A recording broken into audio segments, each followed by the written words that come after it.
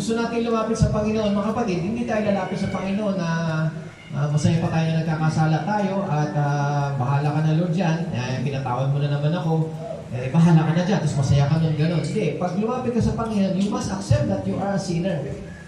You must accept that you have wrongdoings. Tinanggap mo yung pagkakamali mo, hindi parang baliwala ka lang. Kaya hanggang sa tumanggap, akala mo tumanggap ka na sa Panginoon, baliwala pa rin ang lahat sa'yo. Hindi, you must be conscious of what you have done wrong. And there is a desire in your heart to turn away from that wrongdoing. Nandun yung tinanggap mo, nirecognize mo yung mali mo, may mali ako, Panginoon, that this is the true repentance, mga kapatid. Yung mali ako, hindi tama itong ginawa ko, and then you have the desire, yung tunay na desire in your heart, mga kapatid, na ayaw ko nito, aalis ako dito, iiwan ko to.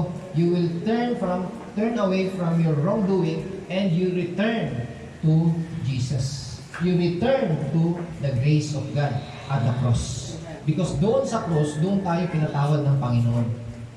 Hindi tayo pinatawad sa sarili natin. Pinatawad tayo ng Panginoon doon sa cross. So you need to believe in the Lord Jesus Christ. Kailangan tanggapin mo, paniwalaan mo, you believe, you use your faith to believe. Not just believing, but use your faith to believe. Gamitin nyo ang pananampalataya nyo para maniwala kayo sa katotohanan na sinasabi po ng ating Panginoong Jesucristo. Ano ba ang katotohanan ng Ebanghelyo? Ang katotohanan ng Ebanghelyo, ang sabi ng Panginoon, mga kapatid, dahil sa ginawa ni Kristo sa krus, siya yung namatay sa krus, mga kapatid, once ang isang mananampalataya o believer, mga kapatid, is purified, is cleansed, there should have no more consciousness of sin. Sabi po yan sa Hebreo, kung matatandaan niyo, sa Hebreo chapter 10, verse 2. For then would they not have ceased to be offered, for the worshippers, a believer, or yung isang mananampalataya, once purified, would have had no more consciousness of sin. Sa Old King James, ang sabi dyan, no more conscience of sins. Hindi ka na conscious sa kasalanan. No? Conscious ka na sa Panginoong Jesucristo. Pag sinabing conscious ka sa Panginoong Jesucristo, conscious ka na ikaw ay napatawad. Every time ang tao nagkakasala, kahit kayo nakaupo kayo dyan, mamaya-maya, sisingid dyan yung kasalanan. Amen? So, but you must be conscious that you are forgiven. You must be conscious of Jesus Christ finished work at the cross, kung anong ginawa ng Panginoon Jesucristo sa iyo. May mga kasing tao na pag nagsisi sila sa kasalanan nila, okay, kinalimutan nila yung kasalanan nila, pero bumabalik pa rin sila doon sa kanilang ginagawang pagkakasala. Hindi sila nag-breakthrough doon sa nagawa nilang, yung isinisi nilang kasalanan, hindi nag-breakthrough. Kunyari, nagsisi sila, hindi ako nagmumura, pero napamura ako. Nagsisi ako, pero magmumura uli yan, mga kapatid. Hindi ako nagsisinungaling, pero nakapagsinungaling ako. Pero mamaya magsisinungaling yan. Ako, po ba mga kapatid? Ibig sabihin mga kapatid, nagsisisi, kaya magsisi ng tao, pero hindi siya nakakapag-breakthrough dun sa ginawa niyang pagkakasala. At yun yung problema. Amen? But, ang sabi ng Bible, mga kapatid, once purged, once cleansed, there should have no more consciousness of sins. Kaya tayo, pag nagkakamali tayo, nagkakaroon tayo ng condemnation, nagkakaroon tayo ng guilty feeling because we are sin conscious. So unless maintindihan mo o tinanggap mo ang Panginoong Jesucristo, tinanggap mo ito ang totoo, mga kapatid, na once purified, you have no more consciousness of sins. Amen po? Hindi mo na pwedeng balik-balikan yung ginawa mong kasalanan, o hindi mo na kailangang isipin mo pa yung pagkakamali mo at kinukundi mo yung sarili mo na siguro kaya hindi ako binibless ni Lord, siguro kaya hindi ako nagtatagumpay kasi may kasalanan ako, pero humihingi ko lang ng tawad sa Diyos yun pero eto pa rin ako parang hirap na hirap pa rin ako. 2 Corinthians, balikan po natin. Ang sabi po dyan, I rejoice in the Lord. Sabi niya, for now I rejoice, not that you were made sorry, but that your sorrow lead led to repentance. Yung sorrow, merong godly sorrow na tinatawag at merong worldly sorrow. Yung verse 10, sabi niya, godly sorrow produces repentance leading to salvation. Yung godly sorrow na nalulungkot tayo dahil meron tayong hindi nagagawa na dahil alam natin mali yun. Tama ba? Pag nagawa mo kapag nakagawa tayo ng mali, nalulungkot tayo eh. That's godly sorrow. Iba yung nakagawa ka ng mali, natutuwa ka pa sa ginawa mong mali. Tama ba? Amen? There's no sorrow in that. Kasi tuwa ka eh. Pero yung nagkamali ka and you feel sorrow. Kaya nga pagsisisi mga kapatid, sabi nila, merong nagre-remorse. Nalulungkot. Pero it doesn't mean na kapag nalungkot ang isang tao, nagsisi na nga talaga siya. Pwede tayo magsisi, umiyak tayo ng umiyak, malungkot tayo ng malungkot sa ginawa nating pagkakasala, pero hindi tayo nag-breakthrough dun sa ginawa nating mali. Paulit-ulit ka sa ginagawa mo pa rin mali. Kailangan dito ng yung totoong pagsisisi na maintindihan mo. Because repentance is not a remorse. Repentance is changing the mind. Unless you have the change of mind, mga kapatid, maintindihan mo, change of mind, na ikaw, hindi ka nagiging matwid, hindi ka nagiging malinis dahil sa ginagawa mo, tayo ay naging matwid dahil sa ginawa ng Panginoon sa krus, sa kapatawaran, sa kamatayan ng Panginoon sa krus na siya ang namatay para sa atin. Maintindihan mo mga kapatid, and you believe that even yung kasalanan mo ngayon, ang ginagawa mo ngayon at this present time, mga kapatid, is already punished in the body of Jesus. Naniniwala ka kahit ngayon, nagkasala ka, minaniniwalaan mo na kahit na itong nagpagkakamali ko na to, ay pinatawad na ito ay pinarusahan na sa katawan ni Kristo. And you begin to receive righteousness. The God's righteousness, not your own righteousness na gumawa ko ng mabuti kaya ka naging matwid. Hindi. You begin to receive righteousness. Yung righteousness mo galing sa Kanya. Not because of what you have done, but because of what Jesus has done. What you have done is wrong. What Jesus has done is to die for your wrongdoing. Yung namatay siya para sa kasalanan mo. Yun ang tinanggap mo. You begin to receive that. And begin to receive the unmerited favors of God and the righteousness. Yung righteousness, the gift of righteousness ng Panginoon. And that, mga kapatid, maintindihan nyo, bakit mo tinatanggap yun? Para ma-overcome mo kung ano man yung pagkakamali na ginawa mo. Because what you have done wrong is your weakness. Yun yung kahinaan mo. Hindi mo kayang paglabanan yan. Tanggapin mo yung biyaya ng Panginoon sa iyo. Nanilinis ka niya. Hinugasan ka niya, tanggapin mo yung kalinisan, yung kapatawaran. Pinatawad ka na ng Panginoon and receive Him.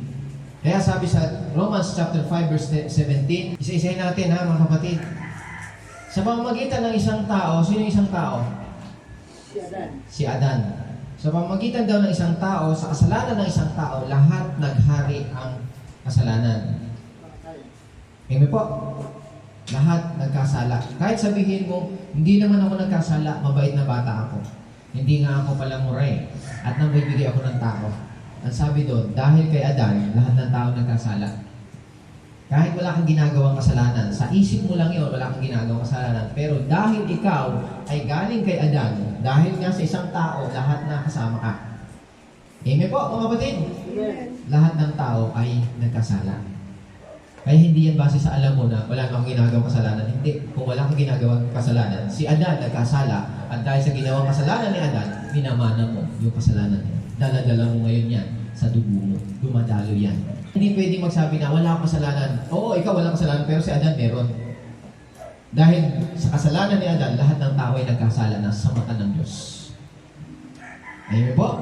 Amen? So, pangalawa, dahil naman daw Paano tayo maaalis doon sa kay Adan, sa unang tao? Ayun, sinabi, dahil sa isa rin, sino yun? Ang tinutukoy, Jesus Christ. Dahil kay Kristo, paano tayo pinagpala ng sagana at itinuring ng Diyos na matuwid? Paano yon? Nung tayo po ay sumampalataya sa Kanya. Tinalikuran natin si Adan, humarap po tayo kay Kristo. Tama po? Nung humarap tayo kay Kristo, tumanggap tayo ng saganang pagpapala. Ano yung saganang pagpapala? Yung kapatawaran ng ating mga kasalanan. Pinatawad na po tayo sa lahat ng ating pong mga kasalanan dahil lang, mga kapatid hindi dahil sa ginawa natin mabuti, dahil lang sa naniwala ka kay Kristo. Dahil lang tinanggap mo yun. Inalam mo yun, tinanggap mo. Yung nalaman mo, tinanggap mo yun sa puso mo. You change your mind. Nagbago ka ng isip. Kasi pag tayo may kasalanan, ang pagsisisi natin, sisi tayo na sisi, pero nandun pa rin tayo Hindi pa tayo nakakaalis dun sa kasalanan natin. Actually, hindi ka nag-change ng mind. Kaya maraming nabibigo na mga Kristiyano na nagsisi na sila, pero hanggang ngayon, nandun pa rin sila sa kasalanan nila. Kasi hindi nila tinanggap yun Hindi nila tinatanggap yung biyaya na yun, yung kasaganaan na yun. Sa English kasi, mga kapatid, sabi dito, much more those who receive the abundant grace and the gift, regalo. Pag sinabing gift, walang bayad. The gift, free gift of righteousness, you will reign in life. Bakit sinabing you will reign in life? Ibig sabihin, makakaalis ka na doon sa kasalanan, doon sa pagkakamali mo, ma-overcome mo yun. You will reign in your weakness. You will reign in your sickness. You will reign in every situation of your life because of receiving the abundant grace and the gift, free gift of righteousness. You are conscious of, you are always receiving. Nagkakaroon tayo ng godly sorrow. Yung godly sorrow na yun, nalulungkot tayo kasi pinipigilan mo yung sarili mo na yung nagpipigil ka na sa sarili mo Alam mo na yung mali na yun hindi mo na ginagawa yun Tama ba mga kapatid? Amen? Pero kung nagkamali ka man mga kapatid, you will look to Jesus and you are conscious that you are forgiven. Kaya siya sabi, magkasala ba tayo, hindi mo sinasadya. Tama mo ba mga kapatid? Kasi ayaw mo na nga magkasala ka hindi mo na sinasadya. Hindi ka nagpapadala doon, you sorrow. And that is godly sorrow. And yung tiwala mo, hindi sa sarili mo na kailangan kong gawin to, I need to do this. Hindi, nandun ka na nagtitiwala ka hindi sa sarili mong lakas, kundi nagtitiwala ka doon sa Panginoong Kristo sa ginawa niya. Lord, pinatawad mo na ako sa ganitong pagkakasala ko. Kaya alam ko, Panginoon, I'm still the righteousness of God in Christ. Amen po ba mga kapatid? Pinatawad pa rin ako. Kung nagkamali man ako, hindi ako yung aking laman. Aliwanag po ba? Kaya there's no more consciousness of sin. Once purged.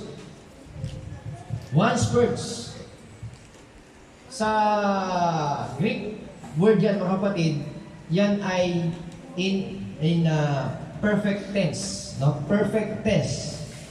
Say perfect tense. Perfect tense. Pag sinabing perfect tense, never to be repeated, and the effect is forever. The effect lasts forever. Yung kamatayan ng Panginoon Jesucristo, once purged, kailan tayo pinurge? Nung namatay si Kristo. Once you are cleansed, it is never repeated, and the effect lasts forever. Amen po? Amen? Kaya kahit 2,000 years ago pa, namatay ang Panginoon Jesucristo, we were cleansed. Until now, mga kapatid, hinuhugasan tayo ng Panginoon, nahuhugasan po tayo ng dugo ng ating Panginoong Jesucristo. Because it is a perfect tense. Pag tinanggap mo si Kristo, mga kapatid, you are cleansed. And it will last forever. Once purified, would have had no more consciousness of sins. Would have had no more, sa English, no more conscience of sins. Hindi ka na nakukonscience. No more conscience of sins. The would have, dito tayo sabi niya, would have no more, would have had no more, would have had. The word would have had is also perfect active tense. Pag sinabing perfect active tense, hanggang ngayon, mga kapatid, ay ginagawa ko yan. Anong pag sinabi ginagawa? You shake it off. You shake it off actively. Kapag nagkamali ka, shake it off mo yun. Nagkamali ka, shake it off. I-cast out mo. Alisin mo. Why? Because you are already cleansed. Nandiyan po ba tayo mga kapatid? And you have no more consciousness of sins. Would no longer. Would no longer, ano yan? Sige, tuloy mo. Would no longer have. Kasi dito sa akin, would have had no more. Would have had no more consciousness of sins. Sa King James siya, kung may King James siya, pakibasa po ninyo. Sa King James po, should have had no more conscience of sin. Tingnan mo ang binanggit doon, should have had no more conscience. Pag sa Tagalog yung conscience of sins, wala kang konsyensya sa kasalanan. Hindi ibig sabihin yun, mga kapatid, na nagkamali ka, tapos wala kang pakiramdam, ay walang konsensya. Hindi, ang alam kasi natin konsensya yung sarili natin eh. Sa Bible, mga kapatid, yung conscience na yun talagang inalis ng Diyos yun. Malinis ang konsensya mo. Bakit tayo naging malinis? Hindi nilinis ang Diyos ng konsensya natin not based on our work, based on the finished work of Jesus Christ na nilinis niya yun. Dito tayo mga kapatid. This is a good example para maisip natin itong mabuti. Kung ako mayroong malaking pagkakautang na hindi ko kayang bayaran, pero may narinig akong balita, this is a good news, na may nagbayad ng utang ko.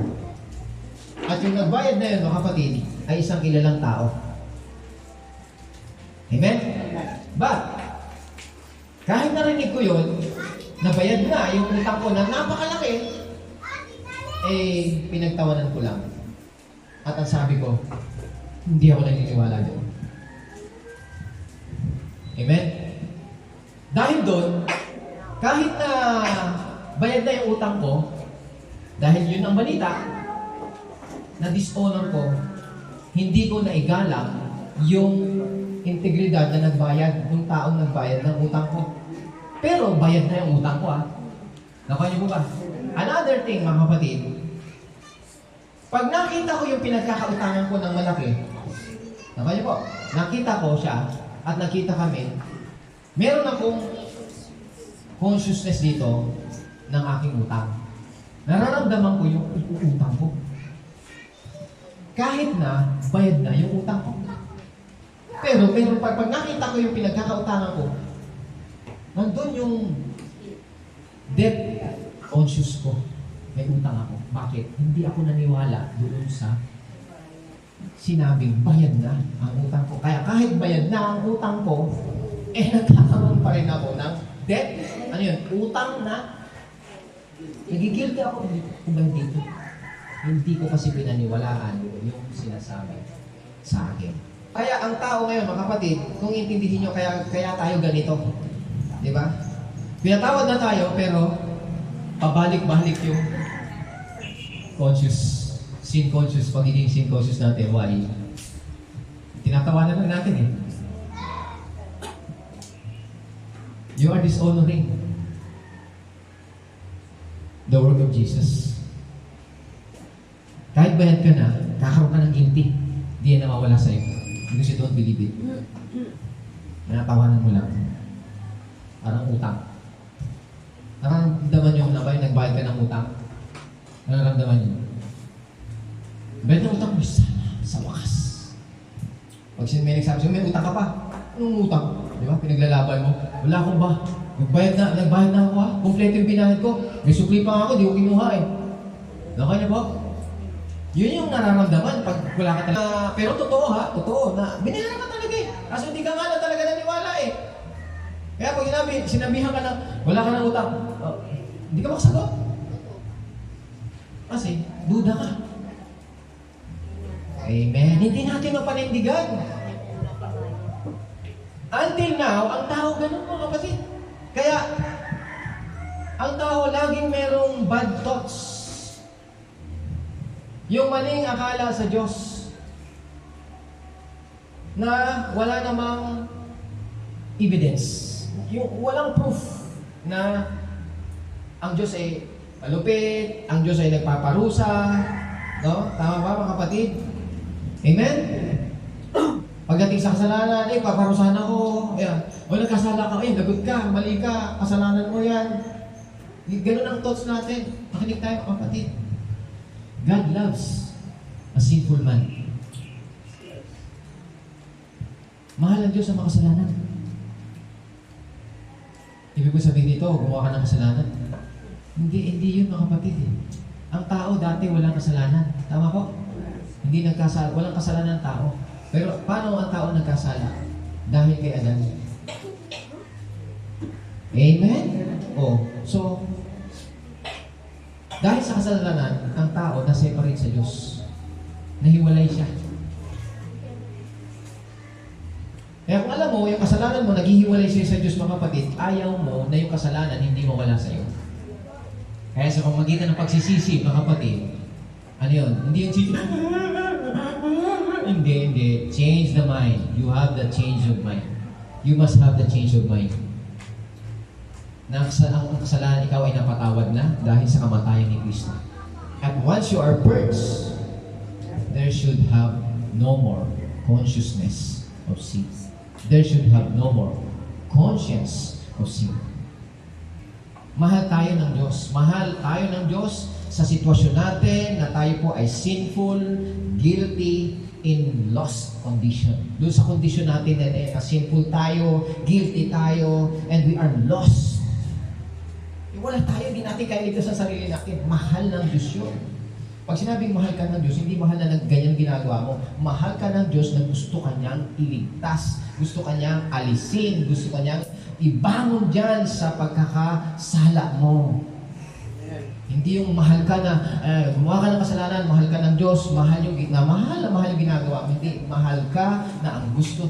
Ikaw ba naman mga kapatid, yung anak mo, di ba? Nakikita mo, mahal mo anak mo, nakita mo na binabatok-batukan yung anak mo. Oh, mahal ko yan. Ganun ba? Di ba ayaw mo? Amen? You hate sin. God hates sin. But He loves the sinner.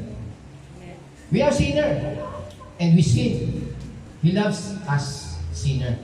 But our sin, He hates sin. Tingnan nyo ha, God sent His Son while man was still lost. While man was still sinful. Sinugo ng Diyos yung kanyang anak habang ang tao nagkakasala pa. Habang ang tao ay napapariwara sa buhay niya, sinugo niya yung kanyang anak. At si Kristo ay namatay habang ang tao ay nag-iisip ng masama sa Diyos.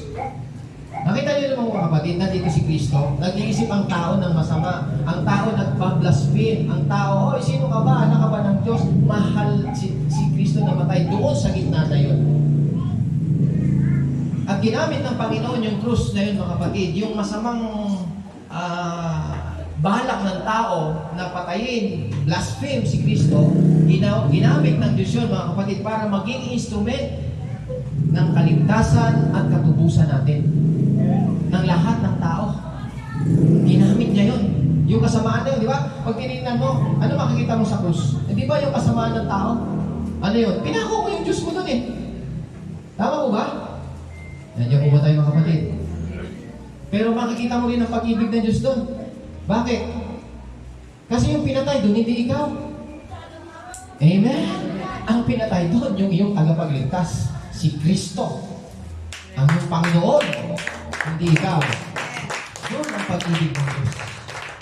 Yun lang natin makikita kung gaano kalupit ang parusa sa kasalanan. Na kahit sarili niyang anak, ay hindi niya pinakawalan. Kahit na anak niya si Kristo, binigay niya. Dahil hindi sa nagkasala si Kristo, kundi dahil tinanggap ni Kristo ang lahat ng kasalanan mo, kasalanan ko, kasalanan nating lahat. Na dapat tayo ang mamatay, pero si Kristo ang namatay para sa iyo. Amen. Amen. That's how we are forgiven. That's how Jesus Christ paid our sins. It's overpaid. Kasi buhay natin, kahit anong linis natin ngayon mga kapatid, kahit mamatay tayo, hindi natin kaya bayaran ang kasalanan natin. Pero yung buhay ni Kristo, ni minsan di nagkasala. In Him, there is no sin. He did no sin. He knew no sin. Namatay siya. Hindi dahil sa kanyang kasalanan, kundi dahil sa ating mga kasalanan. Para baliwalain natin yung ginawa ng Panginoon sa atin, at hanggang ngayon, magkaroon tayo ng konsensya dyan sa kasalanan natin, mga kapatid, it is a dishonor to what Jesus has done for you. Dinidishonor mo yun. Kahit na napatawad ka na, you are dishonoring the work of Jesus. Kahit kailan hindi natin maintindihan ang pag-ibig ng Diyos sa atin. Hindi natin maintindihan. Sino ba ang nauna, mga kapatid? Alin ba ang nauna? Naalala niyo si Peter, isang disciple ng Panginoon? Nung siya ay, yung nakita niya ang Panginoon na binububog, sinasaktan, tama ba? Nasabi ng Panginoon sa kanya bago mangyari yun, Peter, itatatwa mo ako ng 3 beses bago ka pagtatatlo mo ako ng 3 beses, bakit tumila ako ng manok? Hindi siya naniwala eh. Kaya, alam ng mga tao na bilang si Peter, disciple, alam niya, nung makita niya si Jesus Christ, mga kapatid, na binubugbog na, di ba? Wala siyang magawa, kundi dinay niya. Dininay niya ang Panginoon. Denying, knowing Jesus. Kilala niya ang Panginoon, alam niya, nakasama niya, pero dininay niya ang ating Panginoon Kristo. And umiyak po siya. Alin ang nauna ng kapatid? Nung umiyak siya, nandun ang Panginoon Kristo eh. Kaya lumingon ang Panginoon sa kanya. Lumingon ba ang Panginoon sa kanya dahil siya ay umiiyak? O dahil lumingon ang alin ang nauna? Yung umiyak ba si Pedro? Kaya lumingon ang Panginoon sa kanya? O yung lumingon ang Panginoon saka siya umiyak? Ano ibig sabihin ng mga kapatid? Hindi siya umiyak o hindi siya tinignan ng Panginoon o nakita mo na, mali ka. Hindi ganun eh. Nung lumingon siya ng Panginoon, doon niya nakita. Dahil sinabi na ng Panginoon, di ba sabi ko sa'yo, hindi mo kayang ialay ang buhay mo sa akin. Pero alam ko, itatatwa mo ako. Pero sa kabila naman, mahal pa rin kita. Amen. At dahil doon, mga kapatid, yun ang nag-break ng puso ni Pedro para siya magkaroon ng repentance. Yung pagsisisi. Hindi natin alam kung ano pag-ibig nito sa atin. But the goodness of God leads us to repentance. Tayo nagre-repent tayo dahil nakita natin yung mali natin. Tama ba? Pero ang sabi sa Bible, tayo nagre-repent hindi dahil sa nagkamali tayo. Nagre-repent tayo dahil nakita natin yung pag-ibig ng Diyos sa atin. Kaya kapag nagsisisi ka, hindi yung papalayo ko sa Panginoon. Nagsisi ako, wala yata talaga pag-asa. Nagsisisi na naman ako, pero pabalik-balik ako. Hindi ka nagsisisi. Kasi kung totoong pagsisisi is to change the mind. Nakita mo yung kabutihan ng Diyos sa buhay mo na sa kabila ng ginagawa mo, mga kapatid, ay mahal ka pa rin ng Panginoon. Kaya ka lalo napapalapit sa Kanya. It's not turning back, it's turning to Jesus. Lalo kang napapalapit na, salamat po Lord, alam ko, kaya nga, God is sorrow eh. Mali po ako, pero mahal mo po ako. God is sorrow. Maraming naisip natin, mga kapatid, sa atin. Kasi, minsan naging question natin, pag ako nagsisina, nagkakasala pa rin eh, hindi maiwasan hindi ako makonsensya. Kaya nga, kailangan nating panghawakan yung katotohanan, di ba? Naalala niyo, pinag-aralan natin ng nakaraan. That is a battle. Warfare. Nakikipaglaban tayo. You must be established in righteousness. establish mo yung pananampalataya mo kay Kristo, yung kanina, nabasa ni Pastor Ray kanina. At sinabi ni Pastor Ray, may binanggit ka kanina doon sa, di ba? Yung sa buhay na walang hanggan.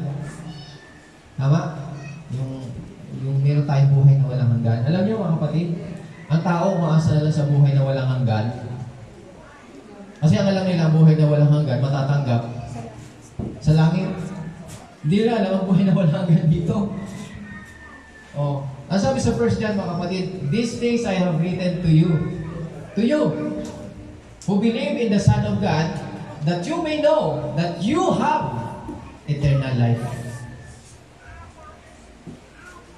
Oh, chapter 5 verse, these things I have written to you who believe in the name of the Son of God, that you may know that you have eternal life. O hindi sinabi dito na pag namatay ka, may buhay na walang hanggan ka. Hindi. Ang sabi dito mga kapatid, these things I have written to you. Sino? You who believe. O hindi niya sinabi na, these things I have written to you who do not believe. Hindi. Sabi niya, you who believe.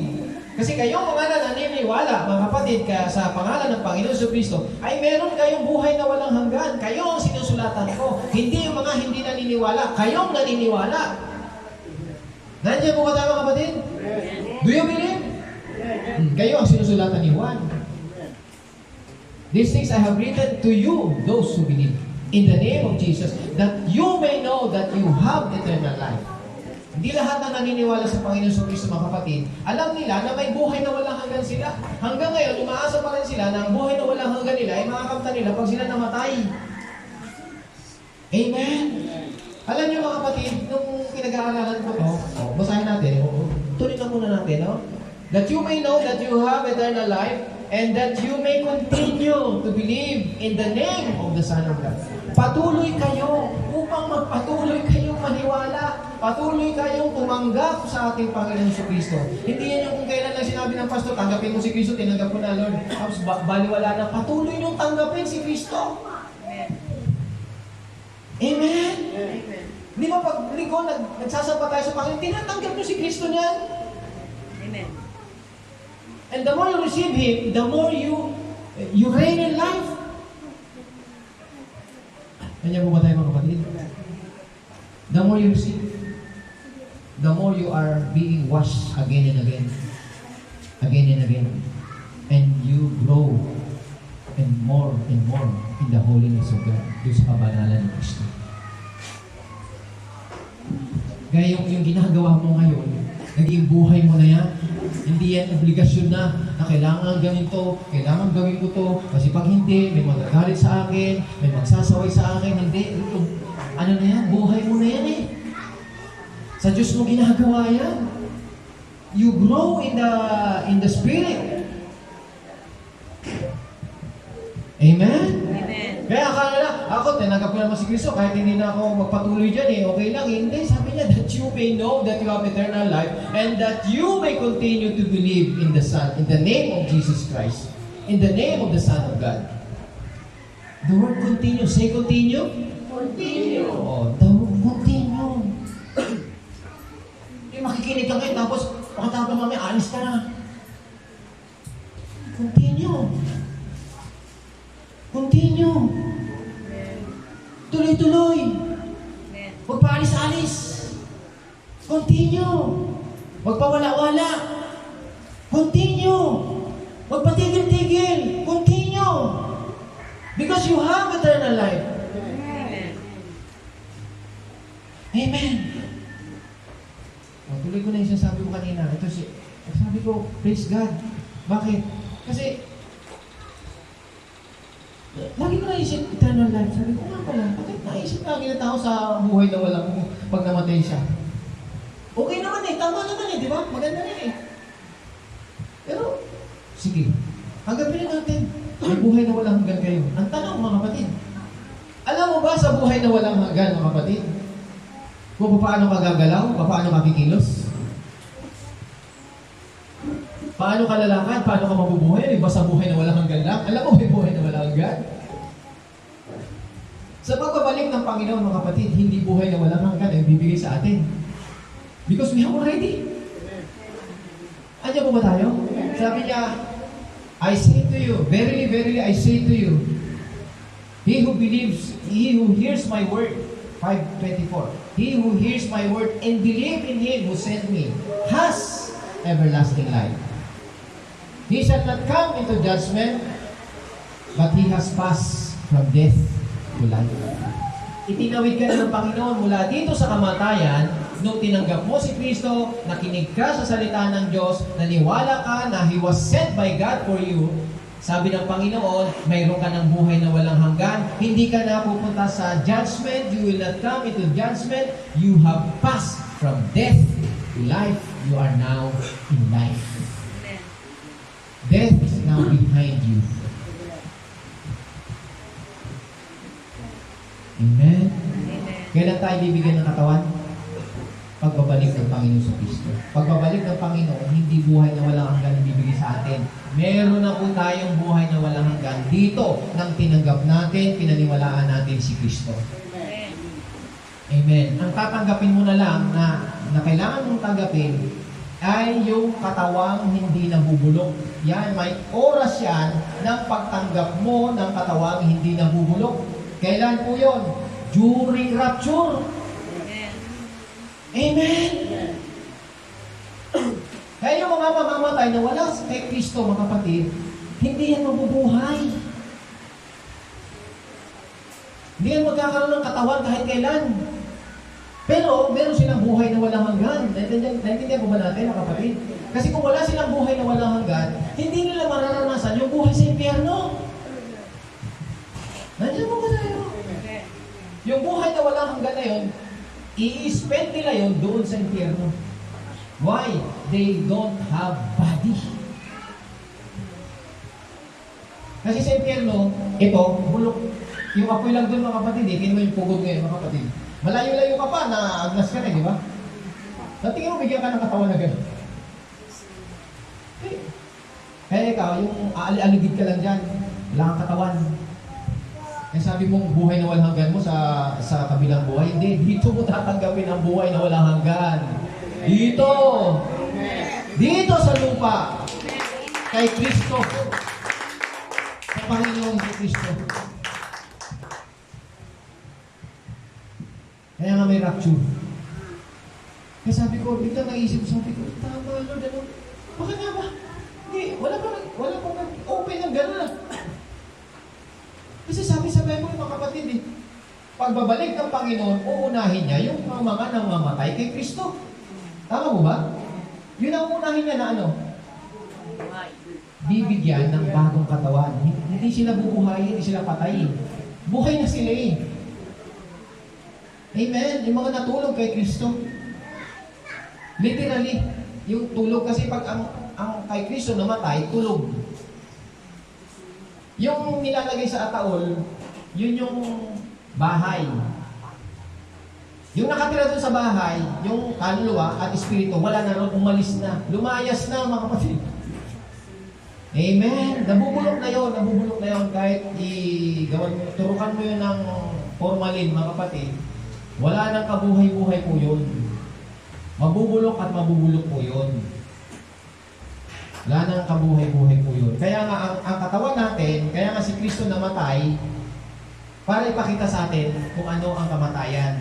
Ang kamatayan ay kabayaran ng kasalanan ng tao. Amen. Bakit siya nabuhay? Para naman ipakita sa atin na sino mang nabuhay kay Kristo ay ganito ang magiging buhay niya. Ganito ang magiging katawan mo. Walang pagkamatay. Hindi nabubulok, walang pagtanda, walang sakit o karamdaman. You will forever young and forever strong and healthy. Amen. Amen. Sa tingin mo sa buhay na walang hanggan, yung nag-aasa na ang buhay na walang hanggan, matatanggap mo pagka namatay ka, magiging healthy and strong ka? Amen ba? Forever? Baka alam mo buhay na walang hanggan lang, pero yung healthy and strong body, tatanggapin mo yan during rapture. Amen. Pagbabalik ng Panginoon at ang uunahin ng Panginoon, hindi tayo mga nabubuhay pa pag dumating ang Panginoon dito. Hindi tayo. Yung mga nauna sa atin. Sila ang bibigyan ng katawang hindi nabubulok. Kaya sila mauna sa alapaap. Tama? Tayong nandito sa baba, buhay pa tayo, bigla tayong babaguhin. The glorified body. Bakit ka bibigyan ng buhay ng katawan? Kasi yung ating espiritu is already renewed spirit. You have now a reborn spirit. When you are born again, your spirit is reborn. Hindi yan yung nilubog ka lang, i-born again ka na. Your spirit is reborn. Kaya nga, pag lumapit ka sa Panginoon, huwag mong taglayin yung laman mo. Ang taglayin mo yung sarili mo. Yung sarili mo, yung inner man mo, na ako, kasalanan ako. Sincere ka sa ginagawa mo. Amen! Hindi na yung katagapin mo ang Panginoon, hindi ko pa feel, bukas na lang. I don't feel it eh. Wala sa feelings yan. It's by faith. Believe by faith in Christ Jesus. May kulang. Kasi mali ang pagtuturo eh. Tama mo ba? Walang tinuturo nito. Maging sa pagsisisi, mga kapatid, hindi ka na ng pagtuturo ng pagsisisi. Repentance is changing the mind. Hindi umiyak ka na umiyak dyan. Di ba, may nagawang ka ng kasalanan na tao, iiyak ka ng iiyak. Hindi. Wala rin yan. Kung nagawa mo yan sa isa, gagawin mo rin yan sa dalawa, sa tatlo, sa apat. Nanloko ka sa isa, manloloko ka sa tatlo, sa apat. Marami kang lolokohin, manloloko. Why? Nagsisi ka nga, pero hindi ka naman nag-breakthrough. Why? You did not receive the Lord Jesus Christ. You did not, inignore mo yung salita ng Panginoon. Your sins are forgiven. You did not have faith to believe in the efficacy of the finished work of Jesus at the cross. Amen. Kaya sabi nila, mamatay na lang ako. Kung mamatay. Kawawa talaga. Kawawa ka lang. Kakaawa ka. Kung mamatay ka na lang, kakaawa ka, brother. Kakaawa ka, sister. Kung ganyan ang isip mo. Dahil wala kang kasiguruhan. Sigurado. Hindi mo alam ang ginagawa. Kaya nga sabi ng Panginoon Lord, patawarin mo po sila.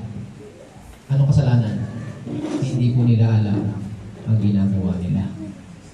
Hindi inisa-isa ng Panginoon ang kasalanan. Ang sabi niya, hindi nila alam ang ginagawa nila. Patawarin mo po sila. Amen po? Kaya ngayon, ipinangangaral sa atin itong salita ng Diyos, itong salita ng katotohanan ng Panginoon, na malaman natin na hindi tayo dito nakikinig lang. Tinatanggap natin to. We receive daily. Yan yung prayer, di ba? Our Father in heaven, hallowed be thy name, thy kingdom come, thy will be done on earth as it is in heaven. Give us today our monthly bread. No, daily. Bakit? Gusto nyo ba ang anak nyo, mga kapatid, bigyan nyo ng allowance monthly? Diba? Bakit? Hingi sa akin to eh. Bigyan lang kita, magkano ba allowance mo monthly? 5,000. O sige, ganun babalik ha. Nainis ka kasi, diba? Pero ang Diyos hindi ganun, mga kapatid. Gusto niya, bigyan ka ng allowance mo daily. Bakit? Gusto ng Panginoon, lumapit ka sa Kanya araw-araw. Araw-araw. You must pray for your daily bread. Palakpakan natin ang ating Panginoon. Daily bread, not weekly bread. Hindi yung paglinggo, nagdadasal tayo dito. Pag Lunes, mga kapatid, eto na. Wala na. Kailan ka ulit mag-pray? Siyempre, sa linggo. Active sa paglinggo, mga kapatid. Active sa Panginoon. Pagdating ng Lunes, inactive na, mga kapatid. Ano pa? Log out pa. Di ba? No signal. Di ba? No contact. Paglinggo, active ulit. Active na naman. Paano ka lulusog niyan? Paano ka lulusog? Paano kaganda ang buhay mo sa Panginoon? How can you have a right living? Sabi niya, Kristiyano ka na. Bakit? Grace naman yan Kahit ang gawin mo, okay lang. Eng-eng. Mali. Di mo alam. Sabi ng Panginoon sa'yo, patawarin mo na lang siya, Lord. Hindi niya alam ang kanyang mga sinasabi. Palakpakan po natin ang ating Panginoon. Hallelujah. Makinig po tayo mga kapatid. It was when Jesus looked to Peter. After doon sa pagkakamali ni Peter na denial siya, hindi ko kilala yan. Kahit kilala niya ko, hindi ko talaga siya kilala. So, pain man. Pagkasabi doon mga kapatid, tumilaop yung manok. At anong nangyari? Pagtingin niya sa Panginoon, tinignan siya ng Panginoon. Yung tingin na yun, mga kapatid, yun ang nagbasag ng puso ni Pedro. Naalala niya, sinabi nga pala ng Panginoon, hindi ko kaya ialay ang buhay ko sa Kanya. Anong gusto sabihin ng Panginoon? Hindi mo kaya ialay ang buhay mo sa akin, anak. Dahil ako ang mag-aalay ng buhay ko sa iyo. Sa iyo. Sa akin. Hindi mo kaya. Pero ako, ialay ko yan sa iyo. Tanggapin mo. Kaya nga yung pagsisisi mga kapatid, sabi niya, ang totoong pagsisisi yung umiyak, yung talagang mahagulgul, yung talagang lungkot na lungkot. Alam niyo ba mga kapatid si Judas? Grabing hagulgul. Dahil sa paghagulgul ni Judas, naibato niya yung benta. Yung pila mga kapatid, naibalik niya doon sa kahit hindi na ako kumita, sa inyo na lahat ito. Pero hindi pa rin yun nag-alis ng kapatawaran. Hindi pa rin yun nag-alis ng konsensya niya. Hindi siya makakontento mga kapatid sa ginawa niyang mali. Hindi siya remorse. Mali ako. Nagkasala ako doon sa taong matuwid. Nagkasala ako sa kanya. Sobra ko talagang sama. Sama ako. Ang ginawa niya mga kapatid, nabulungan ng demonyo.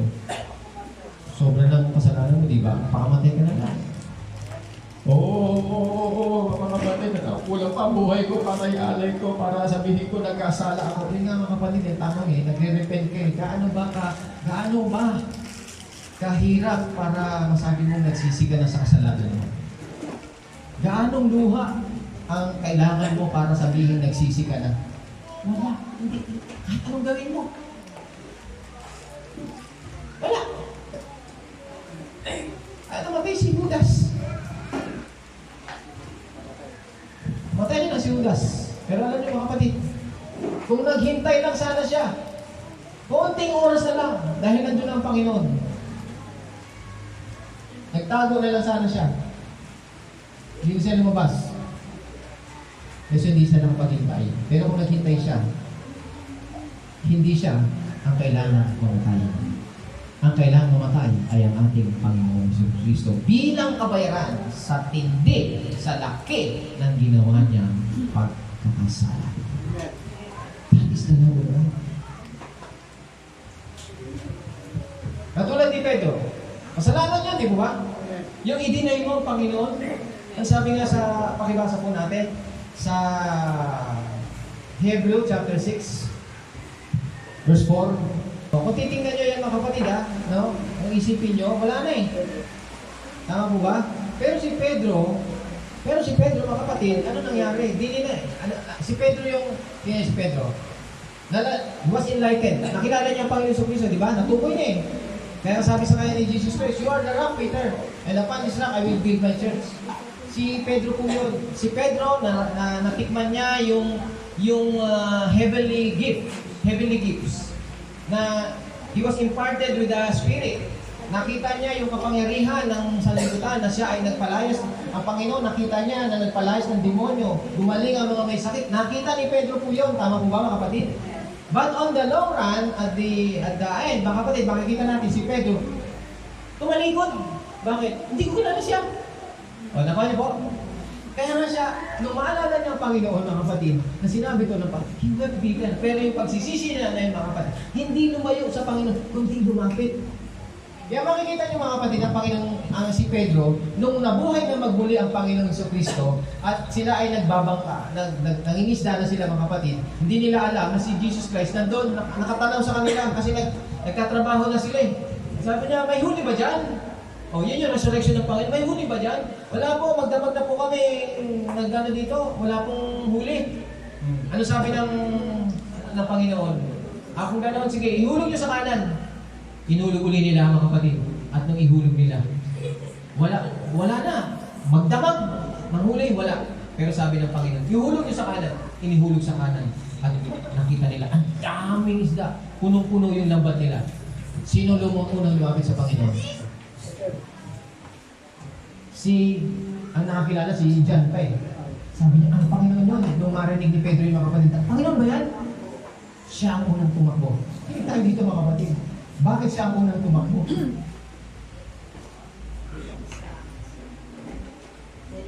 Ang isang taong guilty, hindi ka babalik. Diba? Katulad Pedro, mali ako sa nagkasala. Dapat akong parusahan. Diba? Tapos ito na yung nagkasala. Nandito na ang nagkasala. Nandito na yung pinagkasalaan mo. Siya yung itinatwa mo, di ba? Nandiyan na, buhay na. Ang Panginoon ba yun? Anong gagawin mo? May pamalaki ka? O ano? Di ba? Hintay mo na lang. Ako, ano kayong gagawin sa akin dito? Binenta ko to eh. Nandiyan po ba tayo mga kapatid? Pero hindi, bakit siya tumakbo? Siya ba yung lumapit sa Panginoon? Nandiyan po ba tayo? Bakit? Ibig sabihin, si Pedro, kinausap na ng Diyos, pinatawad na. Alam niya. Alam niya, pinatawad siya ng Panginoon. Alam niya yung kamatayan ni Kristo, yun ang nagpatawad sa Kanya. Lahat ng kasalanan, kahit gaano kalaki kasalanan mo, anak, halika. Kahit na ginawa mo yan, halika rito, mahal kita. Amen? So si Pedro po yun. Bumalik. Siya yung tuwang-tuwa na ibig sabihin mga kapatid. Yung guilty, wala yun eh. Ikaw pa unang lalapit. Kaya alam mo, kung sino malaking yung mga makasalanan mga kapatid, siya talagang malapit sa Panginoon. Kasi pag nalaman mo yung kasalanan mo, malaki. Diba? Sabi ng Panginoon, yung pinatawad ng malaki, yun ang magmamahal ng malaki. Yung pinatawad ng maliit, maliit din ang pagmamahal na ibibigay niya sa Panginoon. Ang tanong ko, sinong mayroong maliit na kasalanan dito? Wala po. Lahat po tayo malaki kasalanan natin. Aminin natin sa hindi mga kapatid, wala tayong nasusunod na kautusan. Lumalabag tayo sa kautusan ni isa. Amen? Paano sabi mo maliit ang kasalanan mo? Everybody say amen. So, na-restore. Paano siya na-restore? Paano na-restore si John? Si Peter? No, sa 1 John, in the book of John, chapter 2, verse 1. If anyone sins, I have written this to you, my little children, I have written this to you, so that you may not sin. And if anyone sins, we have an advocate with the Father, Jesus Christ, the righteous. Di ba, sabi ganyan, sinusulat ko sa inyo para hindi tayo magkasala. Una sa lahat mga kapatid, ang isang mananampalataya, hindi natutuwa sa kasalanan. Tama? Ang isang mananampalataya na tumanggap kay Kristo, you will never love sin. You will never stay in sin. Amen? You will find escape from that sin. Yun. But, you still sin. Nagkakasala tayo, nagkakamali tayo. We're not perfect, nagkakasala tayo, but we don't stay in sin. Hindi tayo nananatili na sa kasalanan. Tama po mga kapatid? Kaya sabi niyan, I have written this to you that you may not sin. And if anyone sins, so nagkakasala pa rin. Tama po ba? But if anyone sins, sabi niya, we have an advocate, Jesus Christ, the righteous. Dito tayo tuloy mga kapatid. Hindi ko sinabi dyan na if anyone repent. Nandiyan po ba tayo mga kapatid? Na sino mga nagsisi sa inyo? Meron tayong tagapagtanggol. Kahit hindi ka pa nagsisi, because nagsisi ka na nga, yung sisi, yung change the mind, nandun na yun. Amen? If anyone sins, sabi niya, kung alam mo nagkasala ka, sabi niya, we have an advocate to the Father. Sino? Jesus Christ the righteous. Sino si Jesus Christ? The righteous. We are sinners. We have an advocate in the Father. Today, kahit ngayon, you have an advocate. Kahit nagkasala ka ngayon, ang sabi niya mga kapatid, the advocate, Jesus Christ, will go to the Father. Hindi kapag nagkasala ka, you will go to the Father. Ang sabi niyan, Jesus Christ will go to the Father. Sino si Jesus Christ? The priest. Siya yung priest natin. Ngayon, na umakyat sa langit. He is our priest. Hindi sinabi diyan na pag nagkasala tayo, punta ka sa priest. Hindi, nasabi diyan, yung priest ang pupunta sa Ama. Maliwanag po ba? It is the priest. It is the Lord Jesus Christ, the righteous, will go to the Father. Bakit siya harap sa Panginoon? Ihaharap niya yung sarili niya na it is done. Amen? Natupos ko na ang kasalanan niya. Ibig sabihin, advocate, ano yung advocate? Para yung abogado na tagapagtanggol mo. Tagapamagitan. O tagapamagitan, pag nagkasala ang sino mang mananampalataya, nagkasala ka, directly mga kapatid, straightway, yung advocate, si Jesus Christ, pupunta agad sa Panginoon niya. Hindi ka pa nakapagsisisi, si Jesus Christ na andun na. Amen. Kaya minsan nagtataka tayo, nagkasala ako pero wala akong parusa. Bakit? Tinanggap niya ni Kristo doon sa taas eh. Tinanggap ni Kristo yung ano mo. Kaya sabi ng pang-isdan din. Not to deal with sin. Humaharap siya sa Panginoon, not to deal with sin. Kasi nung una, naparito siya to deal with sin, di ba? Hindi. To deal with sin, paano niya i-deal yung kasalanan? Para sumbatan tayong lahat? Hindi. Paano niya dinil yung kasalanan? Siyang namatay sa krus. Binayaran niya yung ating kasalanan. Kinuha niya, tinubos niya tayo lahat ng kasalanan natin. Ibigay niya sa akin, ako ang parusahan niya sa krus. Amen. That's how Jesus Christ deal with our sins. Amen. At Lord, patawarin mo po lahat sila. Amen. Sa akin po ang lahat ng kasalanan nila. Ako ang parusahan. Siyang tinanggap niya lang ng parusa. Kaya tayo, wala tayong parusa. Anong gagawin na lang natin? Maniwala tayo. Amen. Patuloy tayong tumanggap sa Panginoon. Hindi din sa tumanggap ka na sa Panginoon, oo, nung may date pa mga kapatid, ganyan, March, ganyan, nung pinatungan ako, tumanggap ka, o tumanggap ka pa rin ba? Hindi na ako ma-attend, tumanggap ka, tuloy-tuloy ka. Continue. That you may grow in grace. Amen. Kaya lumalago ka sa Panginoon, lalong lumalakas ang pag-ibig mo sa Panginoon, lalong hindi mo kaya siyang bitawan sa buhay mo. Makinig tayo mga kapatid. Kaya ang pagsisisi tinuturo ng iba para mag-impart mag-impart sa kanila yung sin conscious. Di ba? Pagsisi. Ba't nila pinapangangaral yung pagsisisi? Ang gusto nila lang sabihin lang doon, i-impart sa kanila yung kasalanan nila para maging sin conscious sila. At pag naisip mo sin conscious ka, alam mo, lagi kang lalapit sa Panginoon. Pero hindi ganoon na nangyayari. Alam mo na naisip mo makasalanan ka, lalo kang patas sa Panginoon. Wala ka nararamdaman sa Panginoon eh. Tama mo ba? Pero, yung alisin mo yung kasalanan niya at pakita mo sa kanila yung pag-ibig ng Diyos sa kanila, lalong iibig niya. Amen po? Amen po ba mga kapatid? Kaya nga, sa Bible, mga kapatid, makinig tayo, no? Sa mga nag-iisip na sabi nila, pag-ibig pala ng Diyos hindi okay lang. May mga counterfeit ng grace teaching. No, grace teaching na sabi niya, hindi na kailangan magbago ang tao sa isip kasi ligtas niya. Hindi na kailangan yung discipline. Walang discipline. Hindi na kailangan yung right living. Wala na ang halaga yan. Yan ang mga pandaraya. Makinig tayo mga kapatid, unawain natin. Ang Diyos kahit kailan, hindi tayo sasaktan dahil sa correction. Sa Bible, mga kapatid, there is correction, there is rebuke. Nakuha niyo po? Pero nire-rebuke tayo, sa Bible yung Word of God, merong rebuke yan, may correction, kaya tayo kinukorek. Nire-rebuke po tayo, Word of God ang kinukorek ng pang-correct po sa atin. Pero hindi para panghinain tayo ng loob. Amen? Amen po mga kapatid? Ini-encourage tayo para lalo tayo mapalapit sa Panginoon. Last, nasasabihin ko mga kapatid, para maintindihan natin. In the Old Testament,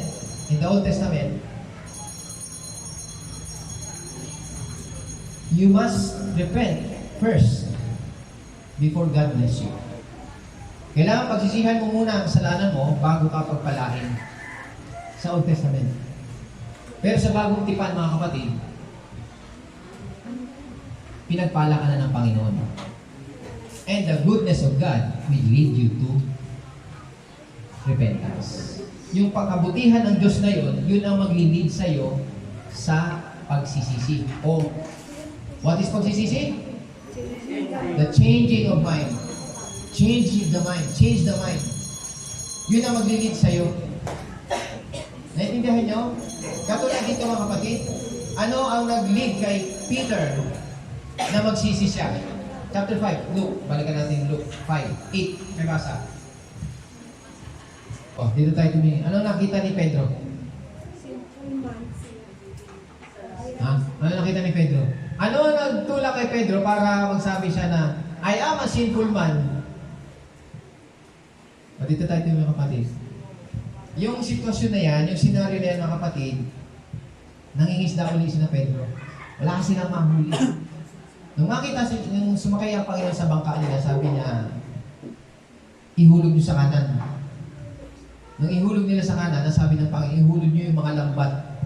Mga lambat, nets, sa ano yan eh, sa English, nets, maraming lambat. Ihulog niyo lahat ng lambat niyo. Ang ginawa ni Pedro, mga kapatid, inihulog niya isang lambat lang. Ang sabi ng Panginoon, ihulog niyo lahat ng lambat. Isang lambat lang inihulog niya. Oh. So, ano nangyari? Ang dami palang isda. Kaya nagtawag sila ng mga tutulong para hanguin yung mga isda nila. Sobrang dami. Sabi ng Panginoon kasi lahat ng lambat nyo, ihulog nyo eh. Oh, nakuha nyo? Nakuha nyo po ba mga kapatid? Oh. So, nung makita niya, kaya kasi sila ng sinking, overload, and sink yung bangka nila dahil sa dami ng huli. Ano ibig sabihin dito mga kapatid? Wala silang huli.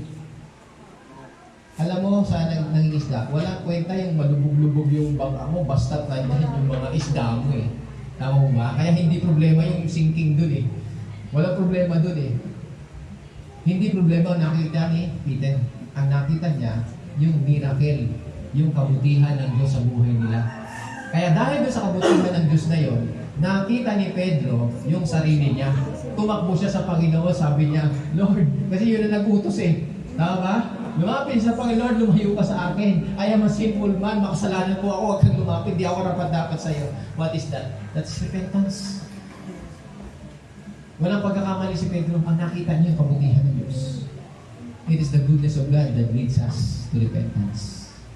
Parang Espiritu Santo mga kapatid, yung lead doon is parang the Holy Spirit is leading you to the goodness of God.